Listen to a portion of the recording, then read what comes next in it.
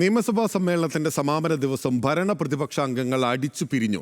വ്യക്തിപരമായ അധിക്ഷേപങ്ങൾ നിലവിട്ടതിനൊടുവിൽ പ്രതിപക്ഷം സഭ ബഹിഷ്കരിച്ച് ഇറങ്ങിപ്പോയി. സ്വകാര്യ സർവകലാശാലകൾ കേരളത്തിലേക്ക് വരുന്നതടക്കം 6 സുപ്രധാന ബില്ലുകളും ഇതിനിടയ്ക്ക് നിയമസഭ പാസാക്കി.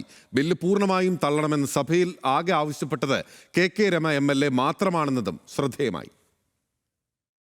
15ാം നിയമസഭയുടെ 13ാം സമ്മേളനം കൊടിയിറങ്ങിയത് അടിപിടി ബഹളത്തിൽ. സർവകലാശാല ഭേദഗതി ബില്ല് പരിഗണിച്ച വേളയിലായിരുന്നു ഭരണ പ്രതിപക്ഷ പോര്. ഇവിടെ നേരത്തെ ഉണ്ടായിരുന്നു ഗവർണർ രാജായിരുന്നു. ഗവർണർ രാജ് മാറ്റിയിട്ട് ഇപ്പൊ എന്താക്കി? മന്ത്രിരാജാക്കി. ഇത്രമാത്രം വ്യത്യാസമല്ലേ ഉള്ളൂ.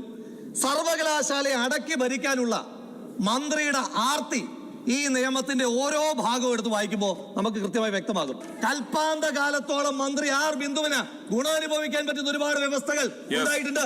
അതിനകത്തേക്ക് ഞാൻ കടന്നു പോകുന്നില്ല. സാർ, ആകെ ആ യൂണിവേഴ്സിറ്റിയുടെ ഫ്രണ്ടിൽ കേരള യൂണിവേഴ്സിറ്റിയുടെ ഗേറ്റ് കടന്ന് പുറത്തേക്ക് ഇറങ്ങി വരുമ്പോ അവിടെ ആശാന്റെ ഒരു പ്രതിമയുണ്ട്. ആ ആശാന്റെ പ്രതിമ മാറ്റി എന്റെ പ്രതിമ വേണമെന്ന് മന്ത്രി പറയുന്നു ഒഴിച്ച. മറുപടി പ്രസംഗത്തിൽ രാഹുൽ മാങ്കൂട്ടത്തിലിനെ കടന്നാക്രമിച്ചു മന്ത്രി ആർ ബിന്ദു.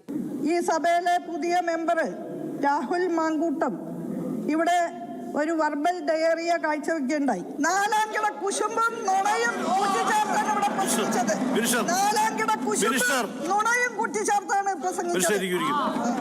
മന്ത്രിയുടെ പരാമർശത്തിനെതിരെ പ്രതിപക്ഷം വലിയ പ്രതിഷേധമുയർത്തി. നിങ്ങൾ ഈ ട്രഷറി ബെഞ്ചിൽ ഇരുന്നുകൊണ്ട് ഞങ്ങൾ സംസാരിക്കുന്നതിനെ അപമാനിച്ചാൽ രോദനം എന്നാണ് പറഞ്ഞത്. രോദനം. ഇപ്പൊ രണ്ടാമത് വളരെ മോശമായിട്ട് സംസാരിക്കാൻ, വളരെ മോശമായിട്ട് സംസാരിക്കാൻ ഇത് ഒരു കാരണവശാലും അനുവദിക്കാൻ പറ്റില്ല. നിങ്ങൾ പിൻവലിക്കണം. ആ പ്രസ്താവന പിൻവലിക്കണം. പ്രതിപക്ഷ പ്രതിഷേധം കടുത്തതോടെ മന്ത്രിയും വിട്ടുകൊടുത്തില്ല. എന്റെ മകന്റെ പ്രായമുള്ള ഒരാൾക്ക് ഇങ്ങനെയൊക്കെ പറയാമെങ്കിൽ പിന്നെ എനിക്കും പറയാം കേട്ടോ. അത് വേറെ ആളെ നോക്കിയാൽ മതി.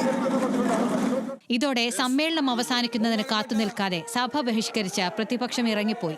സ്വകാര്യ സർവകലാശാലകൾ കേരളത്തിൽ കൊണ്ടുവരാനുള്ള സുപ്രധാന ബില്ല് പാസാക്കുന്നതിനും ഇന്ന് സഭ സാക്ഷ്യം വഹിച്ചു. വിമർശനങ്ങളും നിർദ്ദേശങ്ങളും ഉണ്ടായിരുന്നുവെങ്കിലും കേരളത്തിലേക്ക് സ്വകാര്യ സർവകലാശാലകൾ വരുന്നതിനോട് ഭരണ പ്രതിപക്ഷ അംഗങ്ങൾക്കിടയിൽ ഉണ്ടായത് പൂർണ്ണ യോജിപ്പ്. എന്നാൽ ബില്ല് പൂർണ്ണമായും തള്ളണമെന്ന കെ രമയുടെ നിലപാട് സഭയിലെ വേറിട്ട ശബ്ദമായി. പണമുള്ളവൻ പഠിക്കുക എന്ന ദാരിദ്ര്യത്തിലേക്ക് ഇടതുപക്ഷം ഇങ്ങനെ ഒരു ബില്ല് കൊണ്ടുവരുന്നത് തീർച്ചയായിട്ടും ഈ എതിർക്കുകയാണ്. ഈ ബില്ല് പിൻവലിക്കണമെന്ന് ആവശ്യപ്പെടുകയാണ്. സാമ്പത്തികമായി പിന്നോക്കം നിൽക്കുന്നവർക്കും ഫീസിളവ് വേണമെന്ന പ്രതിപക്ഷത്തിന്റെ പ്രധാന ഭേദഗതി അംഗീകരിക്കപ്പെട്ടില്ല.